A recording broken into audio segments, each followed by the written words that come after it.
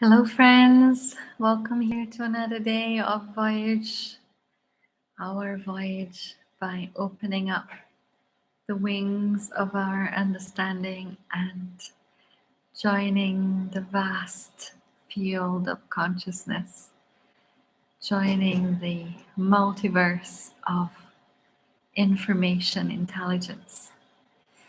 This is all that is available to us when we truly tune in into the being that we are, and then from that place I keep repeating myself, but it feels really important to keep saying it over and over. We then become the technology. We are the harmonic technology that opens up portals into new ways of seeing, new ways of being, new ways of problem solving.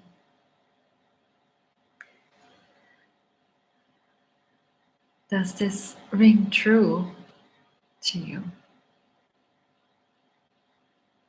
Or does it sound like impossible that we would be able to tune in to a higher intelligence? That is you, that is part of you, but it is assisting in healing and protecting and creating whatever comes next. Even if we don't know for sure what the best outcome for Earth may be, what the best outcome for the future of humanity. It doesn't matter. We don't need to see, but we know what we wish for our children, our children's children, and so on throughout the generations to come. We know that. We know that in our heart. We know that on so many levels. So even if we don't know for sure, because we can't truly envision the future, I feel that, not long ago, people didn't imagine that we could have a live stream and that you could connect live, like the same time, with someone on a video technology. But this is possible today. So to say that a few years ago we would have wished communication to look like this, we probably wouldn't have thought of this because we didn't know it was possible. So this is why I say we don't need to decide what the future that is coming will look like, because it will be potentially better than what we could imagine. When we go into the field of consciousness, that is when we find resonance for all timelines. There is no time in the field of consciousness. And what that means is that then you can envision all futures, like as if they all align in front of each other, and you can see into the past and you can see into the future. It may sound strange to you, this concept, but it's very real and very possible, and many have been doing this for a long time, including governments.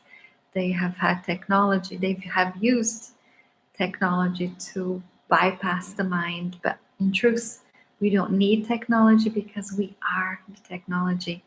We are the sacred geometry of the imprinting of a very highly evolved intelligence. So what is coming is good. What is coming is good. I was reading a meme. I was laughing here today reading. Excuse me, I'm getting hot. I was reading a meme, many memes, and one of them wasn't all that funny, but it really hit home.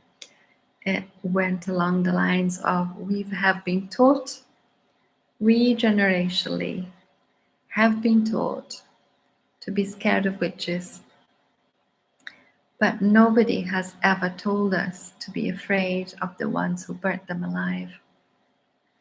And so that really hit me in the point of perception, and how we can be so imprinted in society to see something as wrong. And believe me, I have followed that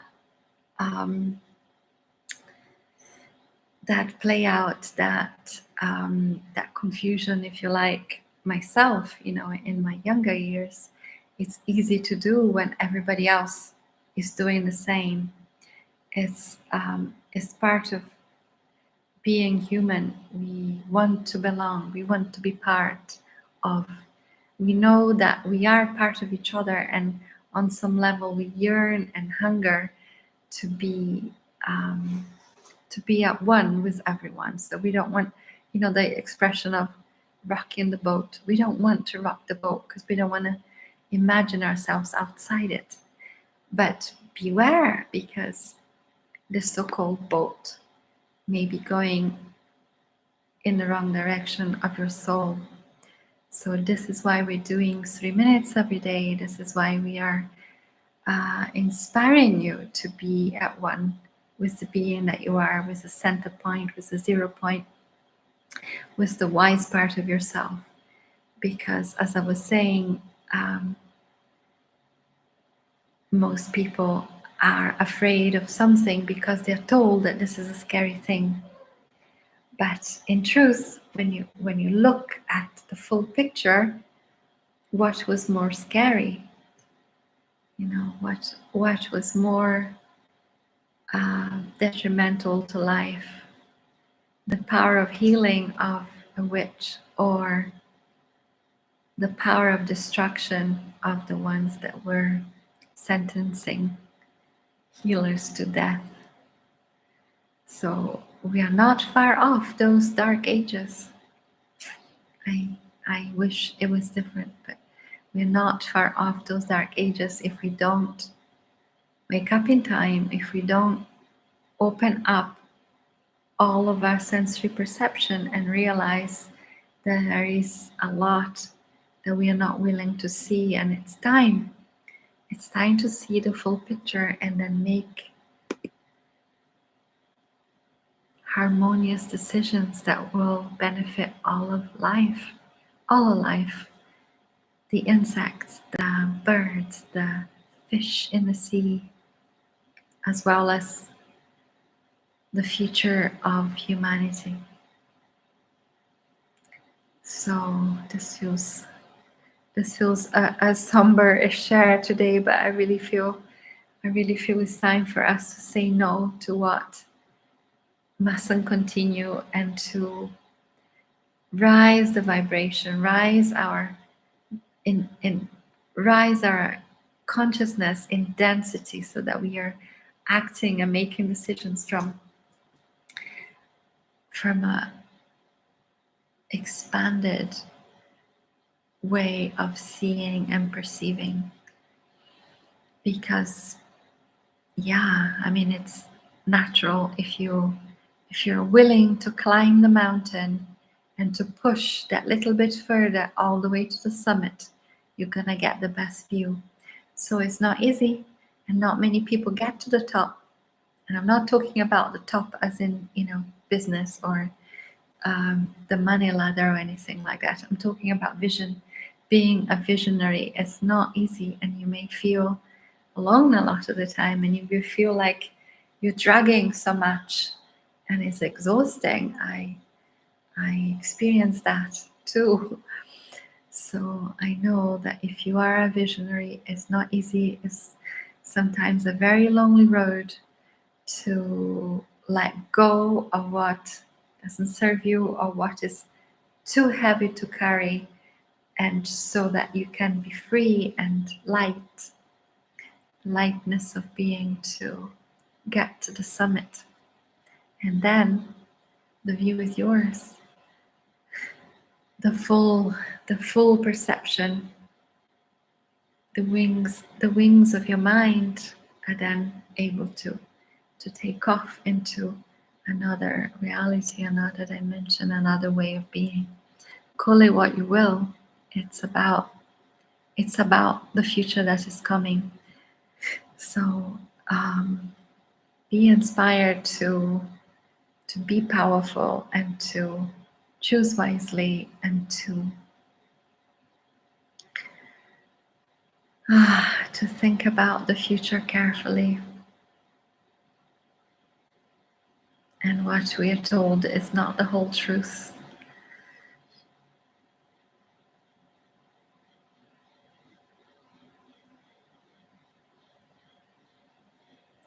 But the truth, it's within yourself. And that sounds like the cliche bumper sticker, but if it's not within yourself, where will it be? Where would you find the truth of your own being? Unless you go with the stillness and the love, deep understanding that is you. Thank you for being here. I'll meet you in the field.